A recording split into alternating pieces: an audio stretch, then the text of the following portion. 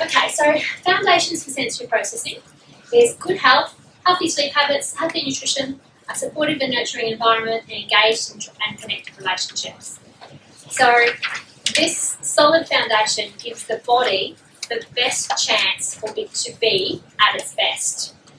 But, the reality is this is not always the case. So our kids will often find it really hard to settle at night, especially if they're anxious, or they'll wake early and you can't get them back to sleep, or they'll fall into bed with you and you can't sleep, and everybody's tired and grumpy. So that's kind of more of a reality situation for a lot of people. Healthy nutrition, it's like we try our best, but sometimes these kids won't eat anything except white food. And so this kind of can become a bit of a guilt thing for us because we know what needs to happen, but we actually just can't do it. So we just do the best we can. And then when everybody's tired, parents have a small fuse too, teachers have a small fuse. And then if the children are really struggling at school, that can be tricky, and so on.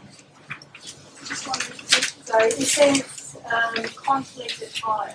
That will just impact on heightened sensory, and anxiety. So conflict at home will cause increased anxiety, and will cause, with increased anxiety comes increased sensory defensiveness, because they go hand in hand, and more explosiveness, and a big cycle.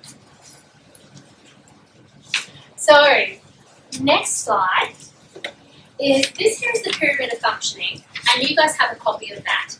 I'm not going to go into a huge amount of detail because we've really covered all of this already. Just the main thing is the foundations of a proper sensory processing is diet, sleep, general health. Then you have your senses. Then you have your sensory motor skills. So we discussed this, the ability to screen out your input. Your motor planning, or ability to work out how to get your body to do what it needs to do.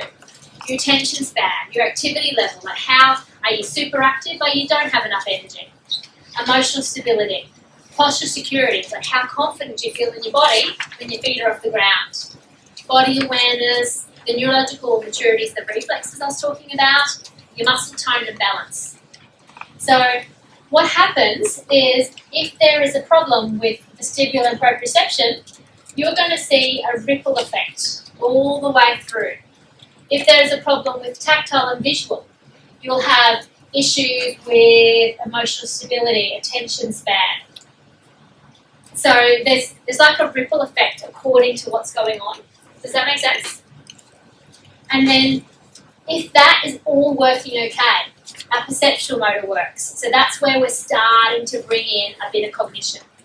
Our eye-hand coordination, our eye movement control, our postural adjustment, our attention centre. Can we focus on the things we need to focus on? Visual spatial perception, auditory language. So if that's all working well, then our occupations happen. So our gross motor's fine, our fine motor's fine. We can do our daily living skills. We can get ourselves dressed without a fuss. We can get our bags packed. And then finally we've got the academic learning. And on the top, you can't read it super well here, but we've got home culture and your general environment of school culture. And so that all has an impact as well.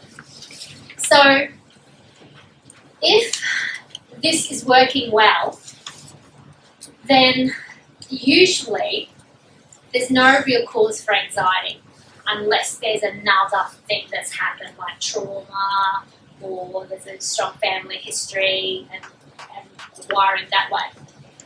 If you have got problems all the way through here, it is really hard to do the tasks that is expected of you.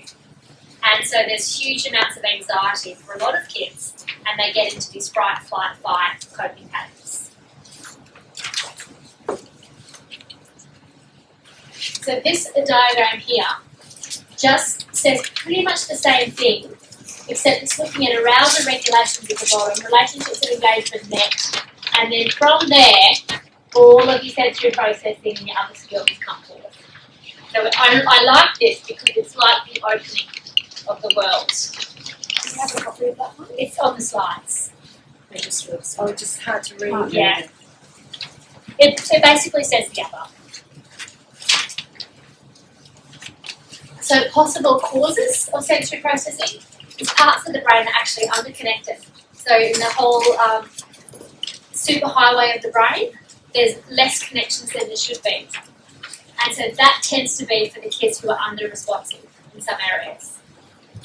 The over-connectivity happens where there's oversensitivity.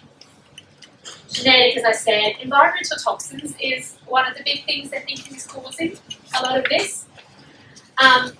Sometimes, I haven't got it here, but food intolerances can have a big part to play, because if the general gut microbiome, which is a big word that talks about the proper bacteria in the gut and the way it all works, if that's not working properly, then you'll often have sensory processing issues as well. And then the lack of opportunity or an aversion means predisposition. So what I mean by that is some kids are just naturally cautious, and so are their parents.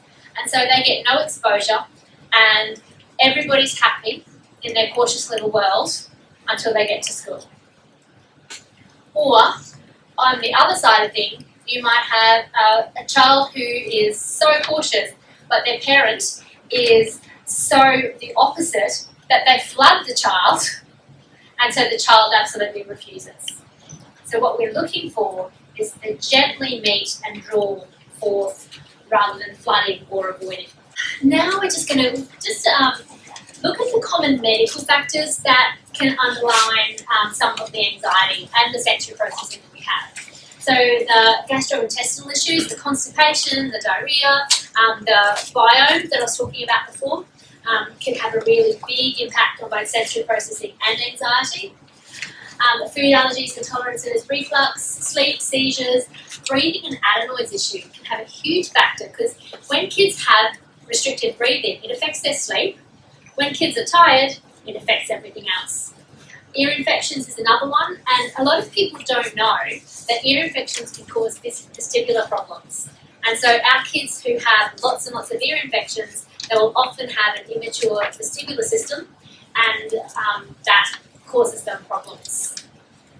Any emotional stress is really big, so moving house, moving schools, a parent moving out, any of those factors will cause problems. And parents who are really, really stressed, like at work or through relationship difficulties, that will also have a big impact on the kids, and will react to it. Stressful life events, and there's so many things that can be, so and more.